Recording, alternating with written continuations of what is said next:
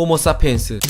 사회성을 바탕으로 이렇게 지구를 잠식한 동물은 46억 년 지구 역사상 전례가 없었습니다. 무엇보다 독특한 건 수많은 호모 속에 속한 종들 중 호모 사피엔스만이 지금까지 살아남은 유일한 종이란 사실이죠. 하지만 불과 5만 년에서 2만 년 전까지만 해도 우리의 친척들이 지구를 활보하고 있었습니다. 이들 중 데니소바인과 호모 플로레시엔시스는 많은 화석 증거들을 남기지 않은 반면 네안데르탈인에게는 우리의 구미를 담기는 많은 이야깃거리들이 있죠. 그들은 누구였고 어떻게 살았을까요? 그리고 왜 인류와 공존하지 못한 채 지구에서 자취를 감췄을까요? 정말 우리와는 섞일 수 없는 전혀 다른 종이었던 걸까요? 오늘은 사라진 인류에 대한 이야기입니다.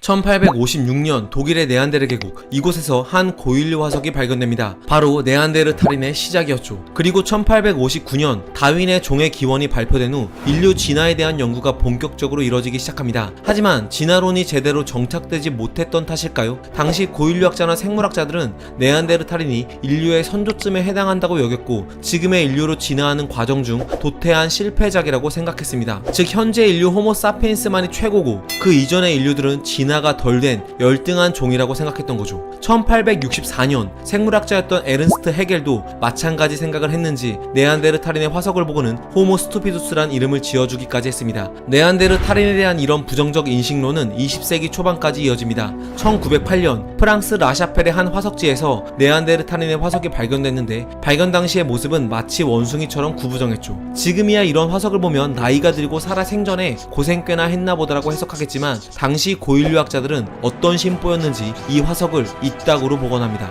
네안데르탈인은 원래부터 굽은 허리를 지녔고 털도 많았으며 까만 피부에 입도 튀어나온 데다가 어깨도 구부정한 모습으로 복원한 거죠. 아마 당시 유럽인들에게는 자신들이 가장 우월한 인종이라는 자만이 팽배해 있었고 이는 유럽인들을 제외한 나머지 인종들은 매우 미개하다는 괘씸한 생각으로까지 이어져 있었기 때문일 겁니다. 고인류학자인 이상희 교수는 인류의 기원이란 책에서 당시 네안데르탈인의 이 복원도에는 유럽인들이 식민지 원주민을 바라보던 시선이 스며 있었다고 밝혔죠. 이런 복원도 때문이었을까요? 당시 유럽인들에게 네안데르탈인 같다는 말은 욕이었다고 합니다. 그러나 유럽과 서아시아 지역 약 70곳에서 350여 구의 화석들이 발견되면서 이들의 골격은 차츰 제자리를 찾아갔고 화석 분석 기술의 발달과 함께 이렇게 그리고 또 이렇게 변화해 갑니다. 마침내 2010년대 비로소 짙은색 피부를 벗어던지고 그들은 완벽한 백인으로 묘사되죠. 네안데르탈인의 피부색을 바꾼 결정적 한 방은 2007년 사이언스지에 실린 연구입니다. 네안데르탈인의 MC1R 유전자에 돌연변이가 있다는 사실이 발견됐던 거죠. 이 유전자는 멜라닌 색소를 만드는 유전자로 여기에 돌연변이가 생기면 멜라닌 색소를 만들지 못해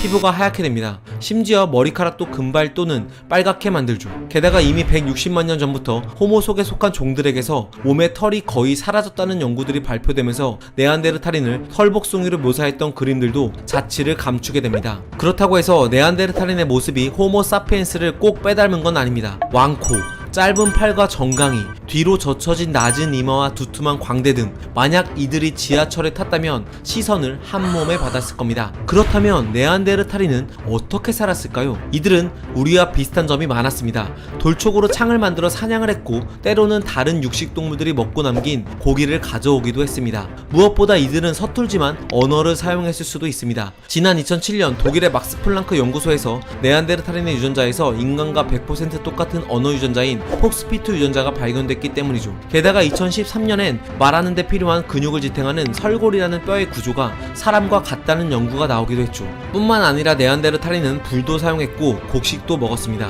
이 사진을 볼까요? 네안데르탈인 화석지에서 발견된 녹말 입자로 왼쪽은 불에 그을린 흔적, 오른쪽은 손톱이나 이빨로 깨문 흔적으로 이 화석을 연구한 미국 스미소니언 박물관 연구팀은 이들이 불을 사용했으며 식물도 즐겨 먹었다고 주장했죠. 추가로 2014년엔 네안데르탈인의 똥 화석에서 식물에만 있는 스티그마스토리란 화합물이 검출되기도 했습니다. 즉 이들은 육식뿐만 아니라 우리처럼 다양한 음식을 먹으며 먹이가 부족한 시절을 잘 이겨내기도 했던 거죠. 하지만 24,000년 전 네안데르탈인은 이베리아 반도 끝자락에 마지막 화석을 남긴 채 영영 자취를 감춥니다. 집단을 이루고 언어도 갖췄던 그러던 이들은 도대체 왜 멸종한 걸까요? 몇몇 고인류학자들은 이들의 멸종 원인으로 호모 사피엔스와의 경쟁을 꼽습니다. 네안데르탈인과 호모 사피엔스는 약 8만에서 3만 년 전 유럽과 서아시아에 살면서 서로 경쟁을 했고, 이 경쟁에서 네안데르탈인은 호모 사피엔스에게 밀려 멸종을 했다는 주장이 있죠. 이 사진은 2009년 프랑스 레로아 동굴에서 발견된 네안데르탈인의 턱뼈 화석인데요. 여기 화석에 난 예리한 상처가 보이시나요? 이 화석을 발견한 프랑스 국가과학연구센터의 로지 박사는 이렇게 생각했습니다.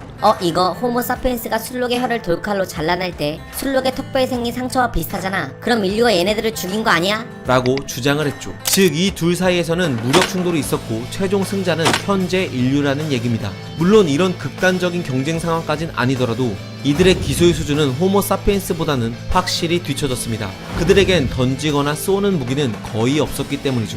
즉, 이들의 문화 기술적 수준은 다가오는 빙하기와 극도의 추위를 극복하기에는 무리가 있었던 겁니다. 이와 같은 맥락에서 이들에겐 호모 사피엔스와 달리 자손을 돌봐줄 할머니의 숫자도 부족했습니다. 2004년 이상희 교수가 이들의 나이대별 유고를 분석한 결과 네안데르탈인은 할머니의 숫자가 젊은 층의 39%에 불과했고, 반면 호모 사피엔스는 할머니 인구가 젊은 층보다 2배 이상 많았다고 합니다. 할머니가 부족한 집단은 제대로 자손을 돌보지 못하게 되고 문화의 전수율이 떨어져 그 결과 종족의 생존율도 급격히 떨어지게 되죠. 또 2009년엔 이들이 호모 사피엔스보다 에너지를 100에서 350kcal 더 소모한다는 연구 결과도 나왔습니다. 이유야 어찌됐든 의견은 하나로 모아졌죠. 네안데르탈인은 변화하는 추운 환경을 극복하지 못했고, 반대로 호모 사피엔스는 추운 지역까지 진출해 잘 적응해가며 살아남았다는 거였습니다. 이렇게 네안데르탈인과 호모 사피엔스는 칼로 자르듯 다른 인류로 구분됐습니다. 네안데르탈인은 완전히 멸종한 종, 그리고 호모 사피엔스는 살아남은 종으로 말이죠. 그도 그럴 것이 2009년까지만 해도 그들과 우리의 유전자는 전혀 공통점이 없었기 때문입니다. 그러나 2010년 이 모든 걸 뒤엎는 놀라운 연구 결과가 발표됩니다. 페보 박사의 연구였죠. 그는 38,000년 전에 네안데르탈인의 화석에서 채취한 DNA를 현생 인류와 비교한 결과 현생 인류의 유전자 중 1에서 4%가 네안데르탈인으로부터 온 것으로 나왔죠. 이 연구를 한 페보 박사는 약 8만에서 5만 년 전 아프리카에서 서아시아와 유럽으로 건너온 호모 사피엔스가 원래부터 이 지역에 살던 네안데르탈인을 만났는데, 이 둘은 서로 교류하며 자손을 낳았고 그 자손들의 유전자가 지금까지 전달돼 왔다고 말했죠. 그 유전자 중에는 면역, 자외선으로부터의 피부 보호, 정자의 운동성과 관련된 것들을 비롯해 지방 축적 유전자도 있었습니다. 이 유전자는 현대인에게 여전히 남아 비만과 당뇨 문제를 일으키곤 하죠. 이런 사실 때문에 일부 고인류학자들은 네안데르탈인을 호모 네안데르탈렌시스가 아닌 호모 사피엔스 네안데르탈렌시스로 부르자고 주장합니다. 또 일각에선 네안데르탈인이 추위를 극복하지 못해 사라졌다기보다는 호모 사피엔스의 자연스레 흡수됐다는 주장도 펼치고 있죠. 무엇보다 이 둘 사이에 교잡이 있었다는 연구 결과는 과연 네안데르탈인과 호모 사피엔스를 전혀 다른 종으로 분류할 수 있는가에 대한 철학적인 문제로까지 이어집니다. 생물학적으로 다른 종은 서로 교배가 불가능하며 설사 교배에 성공한다고 하더라도 자손을 낳지 못하기 때문이죠. 네안데르탈인은 정말 사라진 인류일까요? 호모 사피엔스와 네안데르탈인의 첫 만남은 어땠을까요? 그들과 우리가 교류를 했다면 서로 언어는 통했을까요? 이렇듯 과학은 질문에 답을 내놓기도 하지만 때로는 지금처럼 새로운 질문들을 열어주기에 세상을 보는 색다른 창이 될 수 있는 거 아닐까요? 감사합니다.